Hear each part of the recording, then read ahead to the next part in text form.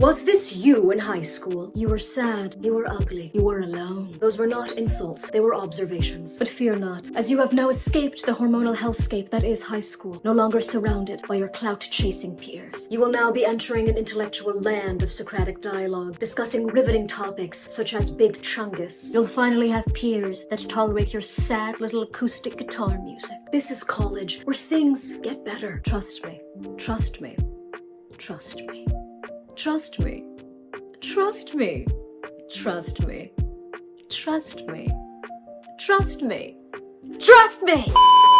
People think the ultimate tragedy is peaking in high school when you were the quarterback, getting sweet purity ring action, engaging in so much unintentional homoeroticism that you would put the ancient Greeks to shame. No. The real tragedy is peaking in high school when you weren't even doing that well. It gets better in college is what adults tell dorky high schoolers who they fear are on the verge of Hannah Bakering themselves, minus those cringe-ass tapes. And I say that despite being in support of posthumous pettiness. Frankly, I don't blame those adults either. If I was in their position, I would be gaslighting those hormonal meat sacks and Pickle Rick t-shirts too. I'm making this video because I think there's a lot of people who didn't have a great time in high school who then entered college thinking, oh gee golly, this'll be my time to shine. Maybe this year I'll finally do a sex. And then the crushing weight of unfulfilled expectations and your poor life choices squish your little undergrad dreams like an insect. People talk endlessly about, how much high school sucked, but personally, college was so much worse. And I don't think that this is discussed enough. Now let me give y'all some context regarding my high school experience. Part 1. The regression begins. I delve into what I was like in high school in much greater and embarrassing detail, and this video, it'll be linked somewhere above. But there are only 2 things you need to know. Due to subsisting off of what I assume they force-feed chickens to fatten them up for slaughter, I was built like a mother of 4. The kind that has a photo of her pinned to the wall of the local Child Protective Services office. The kind that smoked during her pregnancy, but only the 3rd trimester because it doesn't count. Not the ritzy kombucha douching goop kind of mom. You know, the kind that are like, I had 3 babies in 6 months. I breed like a rabbit, and yet I still have a 6-pack. What's your excuse? You built like a Buick-ass bitch. And then she has the audacity to release a $100 cookbook that tries to convince you that dessert should consist of sucking on a lemon and then whispering your secrets into a shoebox. I also had an unbearably plain face. I somewhat resembled an almond that someone had drawn a smiley face on. I had this sort of unbearably nondescript face of someone in a dream. I looked like the abstract concept of a girl. To top things off, you could say that I was a bit weird. Today, I will be performing a piece known as Society. I am in a cage. Under the glass that I shatter with my heel, I emerge in a field filled with flowers. I spot a cow gazing in the distance. What does she know? I must gain her knowledge. Is there meaning in this life? Why has God abandoned me? I suck on the teat of validation. The white milk flows through my veins. Make me pure again, mother. I seek to re-enter the womb, which is my tomb, and I shall repossess it.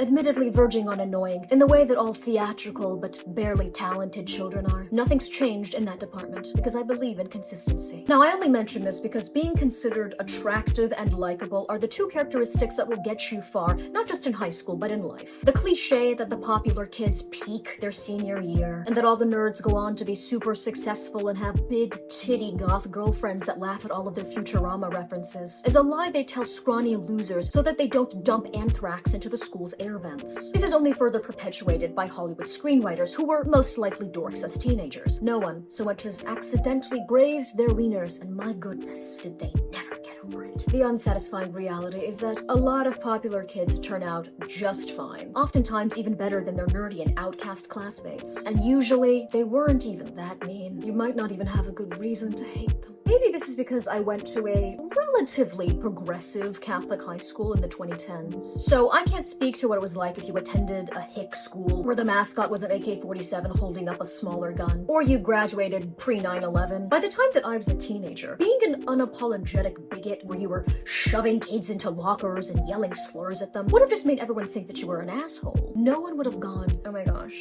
you're homophobic? That's like really hot. My dad's homophobic too. Let me give you an unenthusiastic handy underneath the bleachers, making direct eye contact with those weird baton twirling kids because I want to taunt them. If you went to high school in the past 10 years, please tell me, were the popular kids at your school like fairly chill, or were they absolutely foul? Or if anything, did the nerds pull an Uno reverse card and they were the assholes? I would like to know. But if your peers perceive you to be beyond just cute, you look healthy with, great bone structure, like people can tell that these kids were loved and breastfed as children, maybe for a little bit too long. They were requesting milk in full sentences. Regardless, anybody who fits that category will probably be popular. Being considered attractive, gregarious, affable will get people further in life than just pure intellect. But what about insert successful tech giant? He's a dork and not particularly charismatic, yet he's still successful. Don't let the sensible shoes and the fact that they have the sexlessness of a CPR dummy fool you. These people are psychopaths. They will rip your larynx out with their bare veneered teeth if it meant producing exponential growth for their shareholders. Sometimes I see people making comments like, nobody liked me in high school because I was a nerd, and people just don't care about you being smart. Okay, you know damn well that is not why people didn't like your mouth-breathing ass. It was because you were an insufferable know-it-all that looked down on people. You know what? Okay, let me be fair. I do think that some of the people that kind of fall under this category were legitimately neurodivergent and didn't necessarily understand basic social cues. I'm not talking about that. Let's just say that I think there are some nerds whose recollection of high school is not entirely accurate. I tried to befriend you just so you'd leave me alone. Hey Liz, how's the telescope? I don't know, Kelsey. How's your mom's pill addiction? What are you talking about? I was a nerd. You were a bully. Thankfully, I graduated before the rise of TikTok and internet fame being ridiculously accessible to, frankly, mediocre-ass people, all perpetually gyrating for an audience of impressionable carpal tunnel developing children and perverts, I'm assuming. Hey, they had to migrate somewhere after Toys R Us shut down. There were the select Emma Chamberlain types, or some of the younger Vine stars turned YouTube refugees. But it was fairly uncommon to go to school with these goofy bitches, let alone witnessing in real time your peers trying to become one of them. Now there is a legit chance that some unsuspecting freshman is going to end up in the background of one of their classmates making a sad little TikTok dance. The poor kid is blurry and hunched over like a Nosferatu-esque cryptid. I was a mid-level freak who had good friends, so I was in the fairly comfortable position of having most people just ignore me, which is ideal. To top things off, I had a sprinkle of let's just say, mental unwellness. I do not want to go too in-depth because I don't particularly like getting very personal online. Let's just say that it was on occasion pretty debilitating anxiety and some other issues that led me from going to a straight A student to nearly failing half of my classes. Now, thankfully, because my school had resources and I had very loving, stable parents that did what they could, I was at the very least able to get back on track academically. As a result of these factors, I had this delicious sense of self-indulgent satisfaction in being an outsider. Do any of you know what I'm talking about? It was sort of the perfect situation because I was an outsider, but not in the sense that I was being ostracized or bullied, but more that I sort of slinked by relatively unnoticed, unburdened by the unwarranted and oftentimes callous judgment and pressure that came along with being popular, but minus the deleterious effects of being an actual outcast. Truth be told, a part of me kind of enjoyed it. I, like unfortunately many others, had unintentionally glamorized teen ennui and being mentally unwell, but I was also simultaneously ashamed of the fact that I was struggling. I think a part of it was because I still had that deeply ingrained immigrant mentality that, like mental illness is just something that comfortable Americans came up with because they had too much free time, like food allergies or the liberal arts. So, like many creative types who did not enjoy high school, but did not acknowledge or realistically at the time even understand the underlying reasons as to why, I expected college to at least be a little bit better, which leads me to part 2. Hitting rock bottom, yeah. Now, there are plenty of nerdy, creative types that went off to college and enjoyed their time there. Good for you. And then, there are individuals like me. Maybe you thought that going to an academically rigorous institution would be challenging. You'd be surrounded by driven and like-minded peers. But then it turns out that you are no longer the smartest kid in your class anymore. You're barely keeping your head above water, asking yourself, was I even smart? Or was everyone around me just an idiot? Maybe you're a sheltered suburban kid and you only applied to schools in the big city because you wanted to strike out on your own like you were in some sort of Bruce Springsteen song. But then it turns out that your bitch ass just wasn't ready, and now you're paying top dollar to have an existential crisis while eating a salad that costs $20. Maybe you have one too many encounters with business/finance majors whose idea of foreplay is listening to the audiobook of The Wealth of Nations, or a theater major who genuinely believes that they are one obnoxious, impromptu, white bread-ass rendition of a Hamilton song away from being put on Broadway, making you think, damn, maybe we should bring bullying back. Perhaps, in a soul-crushing twist, it is you who is the source of cringe. As hard as it is for me to admit. You know, that person who you might be acquaintances with, or maybe your friends, and they routinely overstay their welcome, and you want them to leave, and you're dropping like little hints, but they're not picking them up. And you were raised right, so you don't want to be an asshole and kick them out, but it's starting to drive you crazy. Yeah,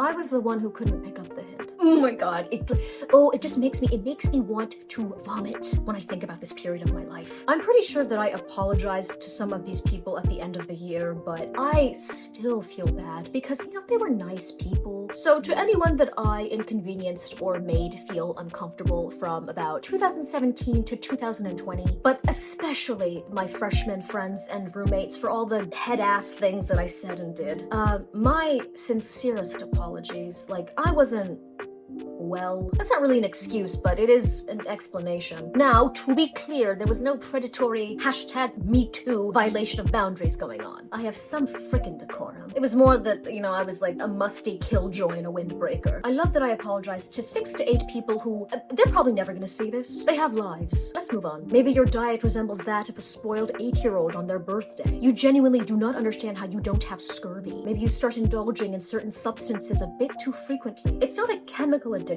per se, so you're not yet on this level, but it sure is starting to feel like a dependency, and it scares you to acknowledge it. Speaking for myself, I had jumped into the deep end of the pool, miles away from home, naively under the impression that since I was now an adult, I was in this new, era of my life, I should be blossoming. That things would just somehow magically change. I had horrible habits, I was not taking care of myself, which was just compounding all of the underlying mental issues that I had, and the cherry on top, the classic move we all know and love. I self-isolated. I knew that I wanted to make content online and be a comedy writer. I wasn't working towards any of my goals. The true source of my misery was that I was directionless and lacked discipline. I wallowed around in my own self-pity, feeling sorry for myself because it gave me an excuse to not try. I had grown accustomed to the comfort of my own self-imposed low expectations. The one area of my life that did not completely go to shit, thankfully, was my grades. Considering how much tuition was, you're damn right I was gonna learn something. During the orientation of the new school that I transferred to, one of the women speaking said, you know, you can ask your parents and they'll tell you these are the best years of your life. And I thought,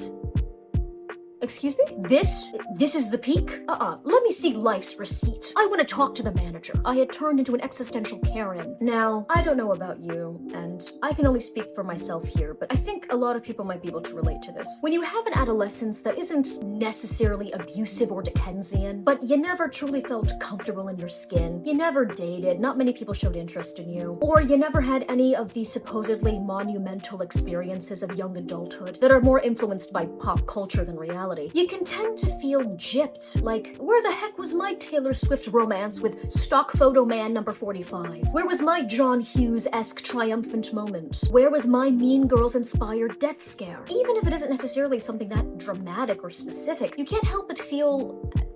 That's it? All that's left for me now is to get a dead-end job and wait for the sweet embrace of death? I genuinely felt entitled to a good college experience because I didn't enjoy high school. As if the universe owed me contentment. Like there was a payment of joy that was overdue, and I was coming to collect that mother-frickin' check. But thankfully, going into my junior year, I realized, hold on now, most of this is your fault. Oh, I'm sad because I don't have any friends.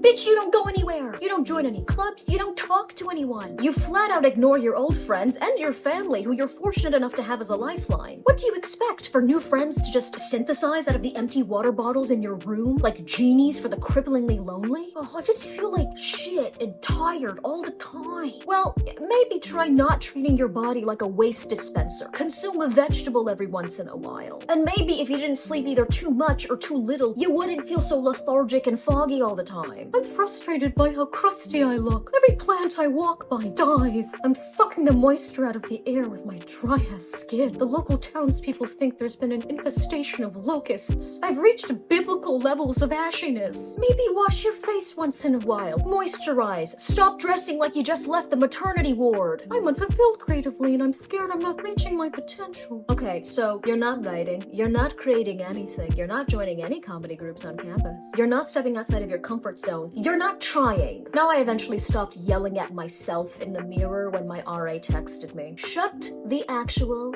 fuck up. I can hear you aggressively motivating yourself from across the hallway. I might be an ally, but today I'm silencing a black woman. Which, you know, like I thought was kind of weird. Safe to say, I was tired of my own BS. Now, when I was 14 and 15, okay, I might have been too young to process all this on my own, but I was almost 21 now. This was unacceptable. Now, I was fortunate enough where the depression in particular was more situational than anything. So I can't speak for people whose issues stem from external sources out of their control. I am not detached enough to think, like, maybe if you did positive affirmations, you wouldn't be homeless anymore. Maybe if you just drink lemon water once in a while, your ALS will go away. But I do think that there are a lot of people who are in a more similar situation to the one that I was in. So I took accountability and I assessed what aspects of my life I could control. All right, you can start eating healthier. You have a meal plan. Not everyone is lucky enough to have that. Utilize it. Start auditioning for groups. Doing stand-up scared the ever-living shit out of me. I forced myself to do it. I was no this. Public toilet. Can't live without them. Can't live in them either. But I wasn't bad for a rookie. Improv scared me. I did it anyway. I'm still repenting for that one. Slowly but surely, I made friends. Wait, that's the wrong side. I actually started posting on YouTube. The videos got 5 views, 3 of which were from my friends, and the other 2 were probably from people who had fallen asleep while autoplay was on. But it allowed me to build a habit and strengthen my sense of delayed gratification. It wasn't like all of my life problems melted away, but my goodness, was it an improvement because I finally had some agency. Now, do not get me wrong, I didn't transform into some pinnacle of self-actualization, where if I was to pan the camera down, you would see that I'm actually in a yoga pose, levitating a foot above the ground. I'd flash you my third eye. Not innuendo, but I can't risk this video getting demonetized. But I was doing better than I was a year before, and that was a pretty big deal for me. After graduating in the summer of 2021, I got my first real job, which is when I finally understood why so many working people in this country turn to hard substances. It was not the people that I worked with. I had no problems with them. It was just the work itself. I only had to hold that position for a few weeks, but I do now have a never-ending amount of sympathy for service workers, to the point where if, say, a waitress were to spit in my face and call me a whore, maybe she's just like having a bad day, you know, it's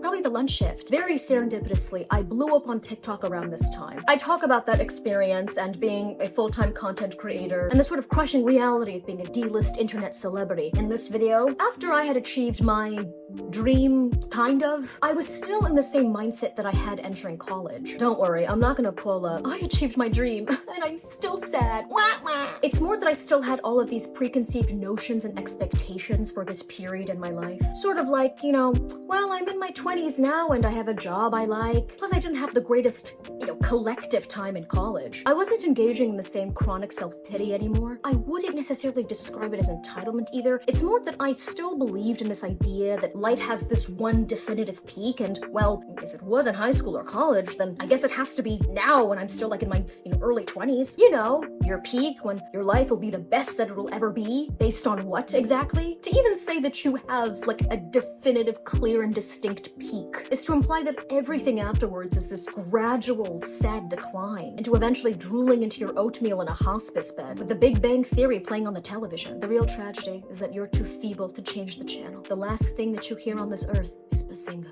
Now, if you're basing your peak on the number of eggs that you still have in your basket, health, to an extent, or sex appeal, because let's be real, if you were an absolute slice and you invested the most stock and self-worth into your looks, well then, yeah, tough tits. By most societal standards, you're gonna hit your peak in your 20s. But if you're generally ugly, there could be greener pastures ahead. If you're basing your peak on financial stability, career success, spiritual or religious growth, your ability to shoplift and then pretend you have dementia if you get caught, fulfillment from family life or potentially children, free time, your ability to scam Medicare, general contentment and life satisfaction, etc., your peak might not come until later on in life. Maybe your peak starts unexpectedly, after the creepy uncle that you took a life insurance policy out on finally dies, and you can take that dream vacation you've always wanted. I'd imagine that the average life, instead of looking like a sad drawing of a mountain, resembles more of a seriously irregular and distorted heartbeat, with multiple peaks and valleys and several plateaus and honestly a few years that you barely remember. But maybe your favorite sports team was winning, or you got a fat-ass tax return, so it wasn't entirely a loss. Maybe several people in your family pass away, but they